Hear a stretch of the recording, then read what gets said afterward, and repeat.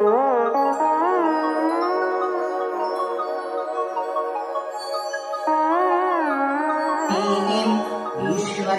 सर्वभूतानां स्वामिनोपक्वये श्रियम्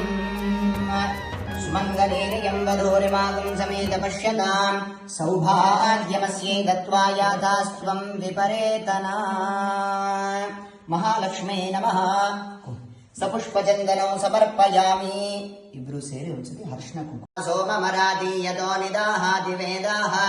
सनः परषदते दुर्गाणि विश्वानावेव सिन्धुं दुरितात्यग्निः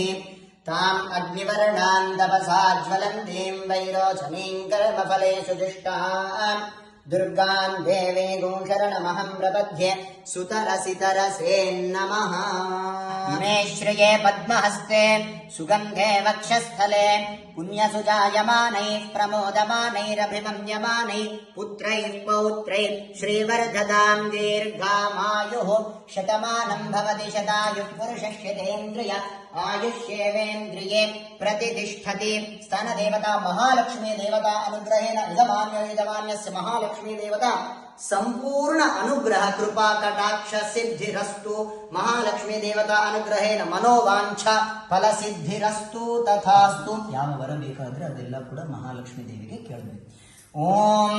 ವಿದ್ಯುದ್ಧಾಮ ಸಮಪ್ರಭಾಂ ಮೃಗಪತಿ ಸ್ಕಂದ ಸ್ಥಿತಾಂ ಭೀಷಣಾಂ कन्याभिकरवालखेटमिलसद्धस्तापिना सेवितां हस्तैश्चक्रगदासिखेटविशिखां शापं गुणन्तर्जनीं बिभ्राणामनलात्मिकां शशिधरां दुर्गां त्रिनेत्रां भजे खड्गं चक्रगदेषु चापपरिधान् शूलं भुषुण्डीं शिरः शङ्खं सन्धधतीं करैस्त्रिनयनां सर्वाङ्गभूषावृताम् नीलाश्मद्युतिमास्य पाददशकां सेवे महाकालिकां यामस्तौ स्वविदेहनो कमलजोऽहं तुम्मधुं कैटभं महालक्ष्मी नमः प्रार्थना भावे नमस्कारान् समर्पयेಕು ಯಾವ ವರ ಬೇಕಾದ್ರೆ ಅದೆಲ್ಲ ಕೂಡ ಮಹಾಲಕ್ಷ್ಮಿ ದೇವಿಗೆ ಕೇಳಬೇಕು ಓಂ ವಿದ್ಯುದ್ಧಾಮ ಸಮಪ್ರಭಾಂ ಮೃಗಪತಿ ಸ್ಕಂದ ಸ್ಥಿತಾಂ ಭೀಷಣಾಂ कन्याभिकरवालखेटमिलसद्धस्तापिना सेवितां हस्तैश्चक्रगदासिखेटविशिखां शापं गुणन्तर्जनीं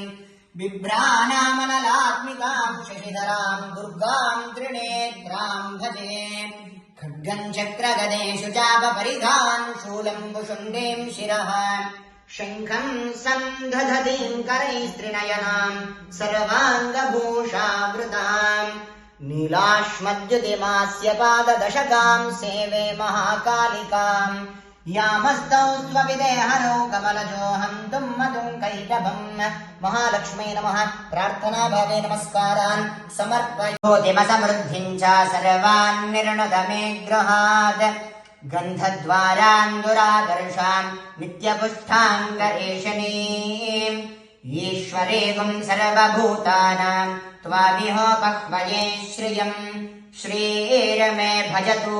अलक्ष्मीर्मे नश्यतु मनसः काममाकूतिं वाचः सत्यमशीमहि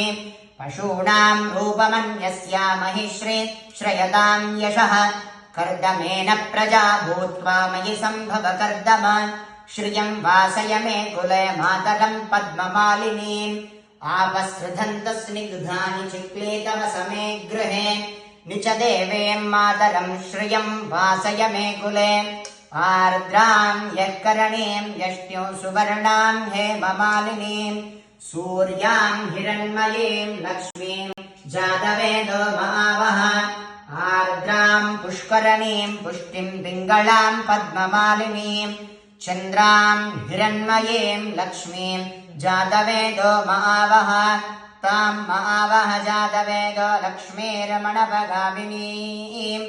यस्यां हिरण्यं प्रभूतं गावो दास्योऽश्वान् विन्देयं पुरुषानहं महादेव्यै च विद्महे विष्णुपत्नी च धीमहि तन्नो लक्ष्मी